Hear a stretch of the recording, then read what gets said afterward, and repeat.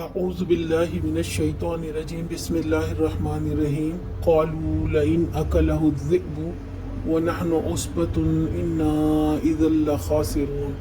انہوں نے جواب دیا اگر ہمارے ہوتے اسے بھیڑیے نے کھا لیا جبکہ ہم ایک جتھا ہیں تب تو ہم بڑے ہی نکمے ہوں گے۔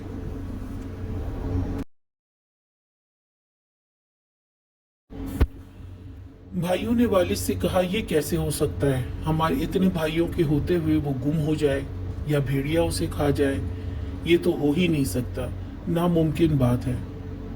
بڑا جتھا ہے اس کے بھائیوں کا، اس کا خیال رکھنے کے لیے آپ ایسا خیال بھی نہ لائیں، ہم سب کے ہوتے ہوئے کسی حادثے کا ہونا ممکن نہیں، اور اگر ایسا ہوا بھی تو ہم سب کی ناکامی، سستی اور غفلت ہوگی اور ہم بڑے ہی نکمے ہوں گے۔ آج کا سوال، یوسف علیہ السلام کے بھائیوں نے اپنے والد کو کیسے یقین دلایا؟